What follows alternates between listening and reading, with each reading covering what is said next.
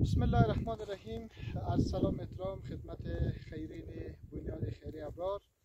امروز تاریخ 8 آگوست 2025 ما امروز اینجا سجاد آمدیم در ساحه که قرار از طرف شما خیرین عزیز برای این مردم محروم، برای این مردمی که واقعا با مشکلات شدید کمابی در قسمت زراعت و بخصوص متاسفانه در قسمت آب نوشیدنی اینا با این مشکلات روبرو هستند. متاسفانه در زمستان اینا باید فاصله بسیار دوره باید طی کنه برای آوردن آب برای حیوانات، برای خودشون. در این منطقه که قبلا هم خدمت شما گزارش شده کردم که بیش از 250 خانواده حدود 300 خانواده این زندگی میکنه.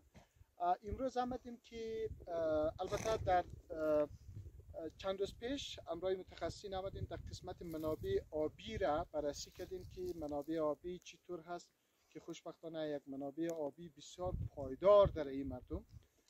امروز آمدیم امروز اینجا سجاد تا تکنیکی اینجا سروی کنه و نقطه گذاری کنه که باید پایپ از کجا بگذره و همچنان فاصله که ارتفاع منبع با ذخیره که خوشبختانه منبع از ذخیره ارتفاعش خیلی بالاه، یعنی آبرسانی بسیار به سیستم خوب میتونه که آب برسه در منبع با یک فشار مناسب. به خاطر معلومات بیشتر تکنیکی را از اینجا سجاد میشنیم که امروز خوشبختانه از سر صبح تا روزه کوها گشتی و یک سروی دقیق انجام دادن. من تقدیر تشکری هم به صورت داوطلبانه امروز حاضر شدن که به پاس خدمات شما خیرین عزیز برای این مردم محروم و مردمی که واقعا با مشکلات شدید روبرو هستند که متاسفانه یکی از مشکلات اقتصادی که اینا روبرو هستند یعنی ریشه در چی هست؟ در نبود آب. متاسفانه حتی یک خانوار نمیتونه بیشتر از یک گاو نگاه کنه در خانه خود به خاطر اینکه در زمستان برای تهیه آب برای با مشکل روبرو هست. بنان تا این مشکل رفع شود و تشکر از همکاری شما خیرین عزیز، جزئیات بیشتر در قسمت سروی امروز و کارهای امروز از سجاد میشنم. من تشکر عرض احترامات خدمت شما خیرین عزیز. در قسمت سروی تکنیکی ما بگیم که در این منطقه امروز آمدیم و سروی را انجام دادیم از قسمت خود منبع، از منبع چشمه تا این منطقه که ذخیره در کجا قرار بگیره که در حدود 3.5 الی 4 کیلومتر سروی شده که همه با پایان‌گذاری شده نقاط و همه پایپ از کدام قسمت باید عبور کنه ما این را امروز بررسی کردیم. از کدام بنیاد گذاشته شود که همه فشار آب باید کنترل شود. اونا رو بررسی کردیم و در قسمت ذخیره هم که همو ده خانوار را کلان توشیح میدیم. ذخیره هم البته هم با مشوره مردم مستفیدان بزرگای قریه و همچنان به اساس بررسی تکنیکی همون جایی که مردم پیشنهاد دادن خوشبختانه همون موقعیتی که نظر بررسی هم تکنیکی هم بررسی شدن همون موقعیت مناسب هستن و همچنان در قسمت پایپ هم اینا کاملا امروز ما تکنیکی بررسی تکنیکی انجام شد که تا کدام ساحه را پایپ با چه کیفیتی باید گذاشته شود، با چه اینچی بله و از کدام ساحه تا کدام ساحه همه ساحات انشالله مشخص کردیم و آماده است برای شروع کار که انشالله در نزدیکی ما بخیر کلنگ حفاری رو انشالله میزنیم و با همکاری شما خیرین عزیز انشالله شروع میشه کارا بخیر. سلامت تشکر از عالی هم البته چون موقع کار هست اما چیان تعداد کمتر از مدت کو گشتن برای که ما هم تقدیر تشکری میکنم.